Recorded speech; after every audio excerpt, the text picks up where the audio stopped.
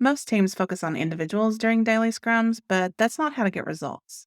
Mastering the simple technique of walking the board will maximize your team's chances of achieving its goals.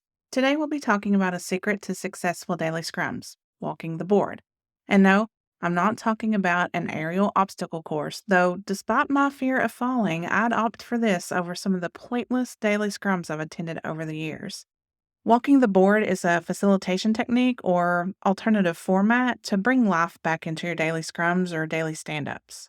Instead of focusing on individuals and what they may or may not have worked on in the past day, we focus on the work as a whole, primarily focusing on completing product backlog items. Sometimes it can be hard to see the forest for the trees. When we cycle through the individual team members, it's hard to get a sense of the overall status of the sprint backlog. This is where your sprint task board or Kanban board comes to the rescue.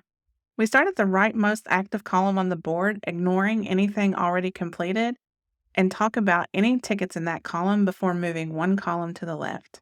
This ensures that we focus on making progress toward things that are almost complete. And if we run out of time in the meeting, we've at least discussed what the team should focus on.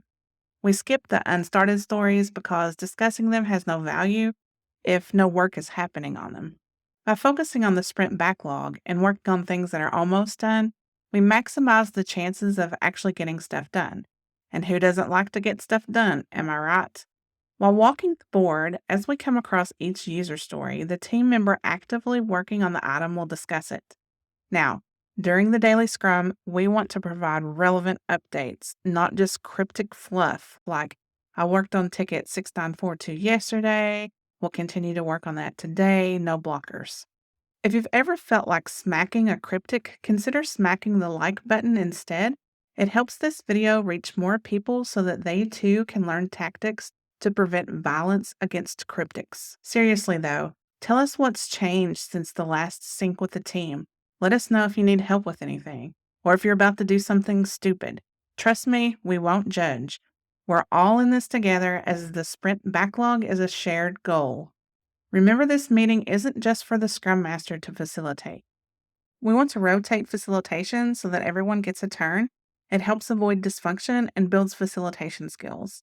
Plus, it reminds us that the meeting is for the team, not the Scrum Master. If we raise impediments, we should refrain from solving them in the meeting. We want to respect everyone's time and stick to the 15-minute time box specified in the Scrum Guide.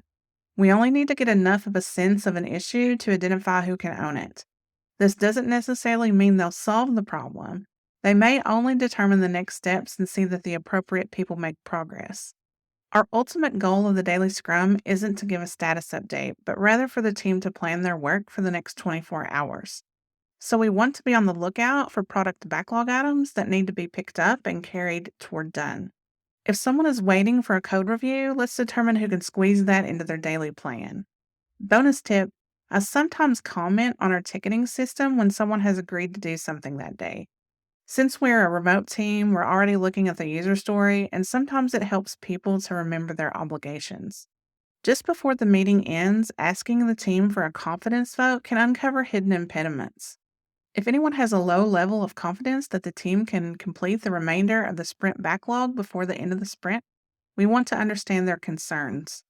It may be time to let the product owner know we won't hit our forecast and start negotiations on what remains in the sprint. This vote can also reinforce the shared team goal, prevent team members from focusing only on what's assigned to them, and uncover impediments we might have previously ignored. And after the daily scrum, it's time for the after party. This is more commonly referred to as the 16th minute.